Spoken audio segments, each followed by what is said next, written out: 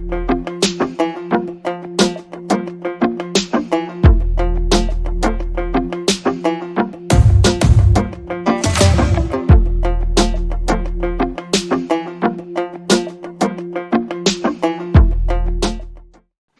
and welcome to the Leadership Talk by Optician India. In a first for the industry, we initiate a one-on-one session series with the most revered industry leaders and try to figure out the direction and future shape of the optical industry. The series begins with none other than Sri Ramachandran Pathasari, whom we know as Ram. No introduction needed for this legendary industry personality as he has worked through the industry for over 3 decades, last being the Group COO, Essilor South Asia, and currently engaged in consultancy as an honorary advisor for India Vision Institute. Considered the tallest in the top echelons of the leaders' ranks and consulted by most for any major initiative or breakthrough steps for the industry, inevitably we find him involved in the back channels of most such causes. Hello, sir, and welcome to the session. We look forward to your perspective on the latest developments on the medical devices bill and beyond. Thank you, Madhur, for your kind words, and thank you for the opportunity to speak on this important subject. Thankfully, it's out of our minds of the industry of the trade because it's been now removed from the medical devices in the final draft, which a final notification which has come in. Just to give a perspective, there was the draft notification which was issued wherein spectacles, frames, and lenses were included in that to be registered as medical devices, and now it's been removed after a lot of effort done by many people. And I think primarily to get this removed, I think we should compliment the drug controller for hearing all the stakeholders out in this fashion and this on the representation. And primarily, one of the things which I guess went in our favor was also because spectacles were categorized as assistive products and they are distinct medical devices. And it has been recognized by WHO as well as by ICMR. So I guess that also helped in our favor. And coming to contact lenses, it remains in the medical devices as Class B. And for me personally, I believe that contact lenses will be very hard for to have that removed from the medical device. It's primarily because of the fact that it is basically invasive. It is actually touching the one part of the touching the eye, and because of that, there would be an element of kind of expertise which would be required, be it a rural, urban, or whatever case, because it's a rise, either it's a poor or the rich, it remains the same. And so I guess probably that could be one of the reasons for deliberations, whether it's Class B or it can be Class A or whatever.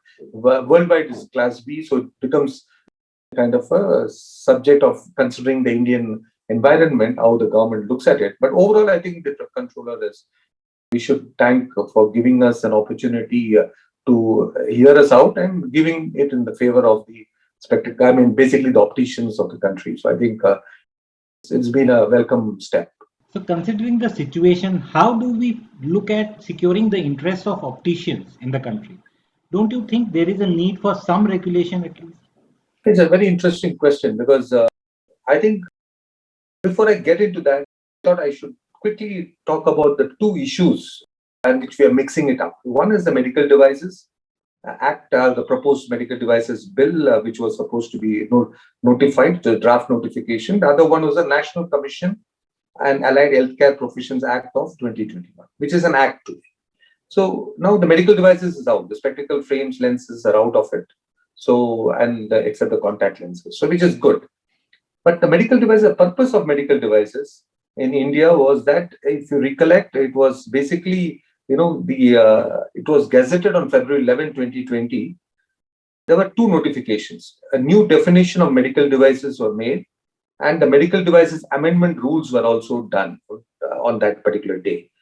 The cumulative effect of these two notifications is that all medical devices will be brought under the fold of quality and safety regulation from that effective date. So that was the purpose, quality effect, to bring in standardization of quality. That was the reason why medical devices came into existence, and people have to register themselves, have quality set standards for it. So now, since spectacles are out of it, so we are not falling under that purview. So that is only for setting up the quality standards. In this case, I would probably suggest that though we are out of the medical devices, it can also be a way enabler wherein we can have a self-regulatory kind of a mechanism for following the basic Indian standards for quality bureau, and we can follow that for all our products. But that's a separate subject altogether. But in this particular aspect, medical devices, it doesn't fall under the medical devices. Now, the next one is the National Commission, which is basically I just like to read this verbatim because this is an act, and the act says that is to provide for regulation and maintenance of standards of education and services by allied and healthcare professionals, maintenance of central and state register. So this is the whole purpose of, just to give it in a short term, why this commission has been formed.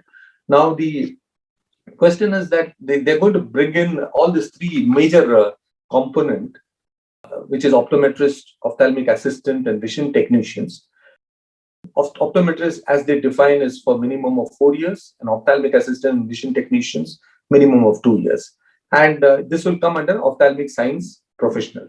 So what does this do? I mean, basically, there's going to be a register which is going to be formed by the state and central government to determine first how many optometrists, how many vision technicians, how much of ophthalmic assistants are around in the country. That's the first step. So there will be some recommendations which will come out of this committee, and that committee will then decide how to go forward. So at this point of time, the act is in place, committees will be formed, registers will come in, and then the next steps will follow based on the recommendation of the committee members appointed by the government. So this interesting phase, but it's a good sign because India is becoming more organized. I think it's important that it's well recognized as the ophthalmic sciences are getting recognized as allied in healthcare under this in the healthcare bill. Now coming to your question, now where does optician stand now? Because of course, see, ophthalmology is it's a very large subject, and it basically needs there's so much to do for prevention of avoidable blindness, especially cataract and so on. So a lot of institutions are working towards it. Now the optometrists are also doing their bit, largely in refractive uncorrected refractive errors area, majorly, and also supporting and assisting a lot of ophthalmologists in their practice as well. So the opticians are the ones today who basically also needs to be recognized. They are recognized, of course, they are a business house. They are basically recognized under the Shop and Establishment Act and so on. But I think they deserve much more recognition through an Opticians Act, which can be formed because they are also actually doing a lot of service to the nation by giving a kind of everybody is there to make profits out of it. Profit is not a dirty word at all. At the same time, what they do is also doing something good for the common citizens, and I think this needs to be recognized through a proper act, like anywhere else in the world. I think that's something which we need to work on. It's too early to look at, but I think we should start thinking about how do we do this. So is there some body being planned for the same? Not really, Madhur. I think it's a time for us to, through this platform, I'm urging and requesting all the associations to come together and work towards coming up with some kind of a draft agenda on this Opticians Act, because this is going to help every family house, the independent opticians, also the corporate opticians, and so on. So I think it's basically recognizing what an optician does for the country. And like anywhere else in the world, there is an act which is there in all many countries now, and this will help the industry to grow further organically as well as by expansion into small other cities and towns. Just to give you a perspective, that today the industry is very small. If you look at when compared to other parts of other industries, we are only at around probably give and take between 12 to 15,000 crores per annum is the spectacle eyewear industry, including sunglasses, frames, and everything, contact lenses, everything together at the retail level. So now, if India can grow, because what would happen is that I believe very strongly in 5 to 7 years this is going to double if we do it well. And which is because the industry is getting organized. There is also a very interesting development which has happened is also on if you look at one of the United Nations resolution which was recently passed, I Care for All. That's a very important mandate which has been passed by United Nations recently. So I think all this is going to help. And to just give a very simple example, looking at today's scenario in India, there are about 1 crore licenses which are issued every year. Either it's a new license or it could be a renewal. And today we don't have a kind of it's a self-declaration. For less than 50 years, we just have to say that, yes, my eyes are fine, and then we get the license. It's a self-declaration. And beyond 50, you need to have a Form 1A, which is required beyond 50 years. But otherwise, and look at the kind of accidents which are happening in the road is pure, majorly is also coming because of poor correction, poor eyesight. So I think here is where opticians can play a role, and if they are recognized more so as through an act and so on, you will imagine the kind of opportunity and we can urge the government to go for a mandatory check for all the the people who are going to go for license, and which definitely the government will hear us out, and because it's going to help the nation, because it's going to reduce so much of road accidents. So this can happen only if we regulate ourselves, we do more structured way rather than being fragmented. The industry is fragmented, but if you want to grow, industry needs to come in a more structured way, and I think this is the right time for India and Indian opticians to come together on that. So in the absence of a body, by when do you expect this to shape up and be visible to all? I think it's a beginning of a journey, and I think it's a time through this talk, I guess, and discussion, I believe this can be a starting point for us to get all the associations and everybody, talk about this, make them aware of the need for this act.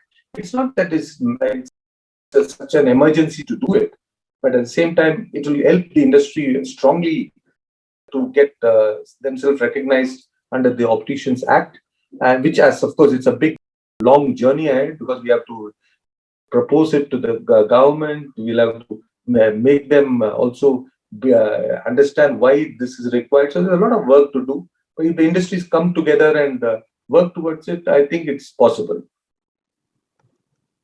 We thank you for taking your valuable time out at such a short notice. Looking forward to seeing you more on the Optician India Leadership Talk. Thank you. Thank you, Madhu. Thank you very much.